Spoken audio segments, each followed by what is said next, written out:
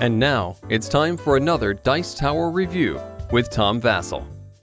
Slapshot, the legendary card game for ice hockey lunary. Now, this is a game that is made from Columbia Games. And if you know anything about Columbia Games, you know that their games are 99% war games. In fact, as far as I can tell, this is the only one that's not a war game.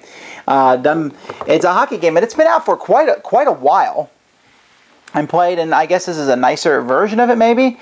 But it seems like it uses the same artwork, which is kind of like a 70s funky satirical artwork, almost in a sense. But 2 to 6 players, is it a fun game? Well, let's look at it, and we'll tell you. The game board, in essence, is basically a scoring track here, where you keep track of how many games you won until you get to the playoffs.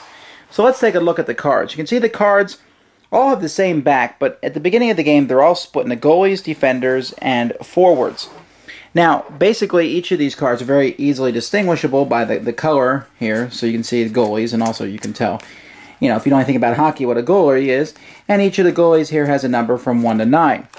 The defenseman is the same thing, except you do have this Tiny Tim guy who's only worth half, and you have 0.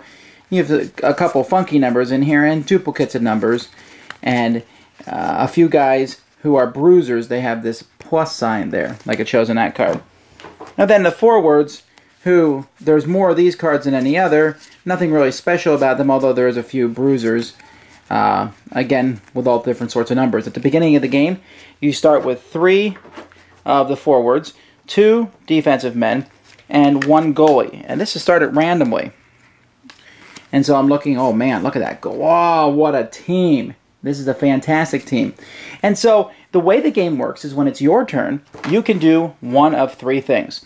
You can draw a card from the top of one of these decks, goalies, defensive men, forwards, and then discard a type of the same kind to get rid of it, you know, in case you want a better number. You can steal a card randomly from an opponent's hand. So let's say I say, oh, I want a better defensive man, so I steal a card from someone else's hand, a defensive card, and I get an 8. And I'm like, all right, you can have my 7. I don't want to give up my bruiser. Or you can challenge someone else in the game. When you challenge someone else in the game, you put all your cards together like this. You can put them in any order you want, and you will put them face down on the table. Your opponent is going to do the same thing.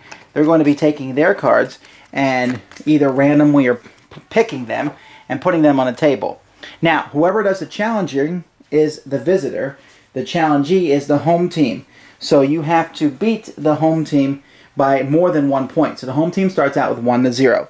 And then you turn over the top 2 cards, and it's a bit like war. Now here, whoa, what a bloody thing this is. The guy who is attacking, or the visiting player, gets the point because 5 beats 2. And they're both a bruiser, which means you've permanently taken out the guy on the other team. So now it's 1 to 1. And then a 7 versus a 7, a tie, so no one gets that. Next point, a 10 versus an 8. Oh, the defenders get another point, 2 to 1.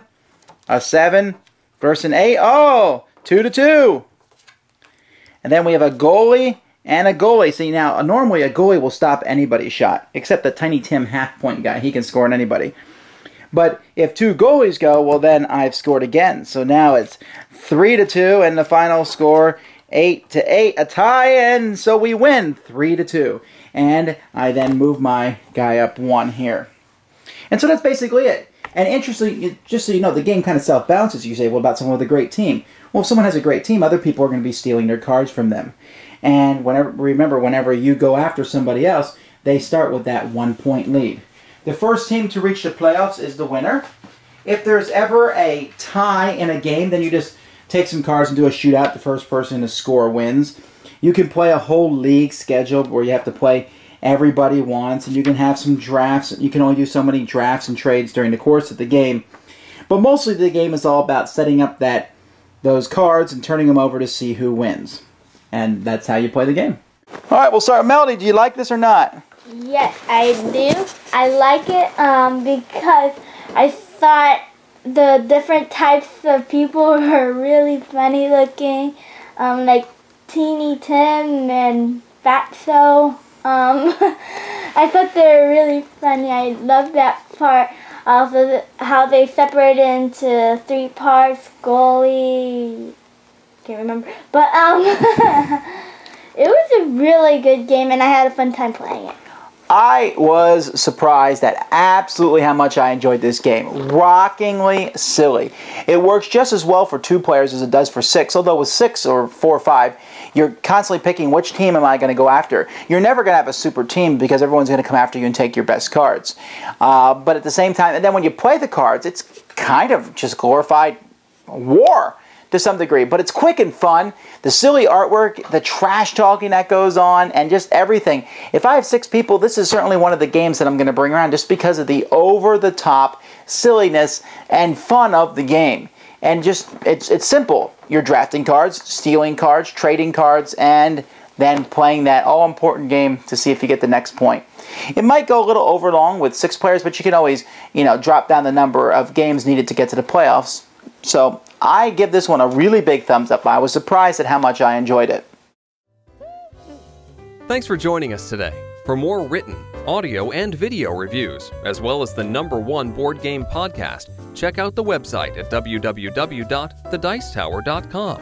Until then, this is Eric Summerer, and you've been watching The Dice Tower. Yeah.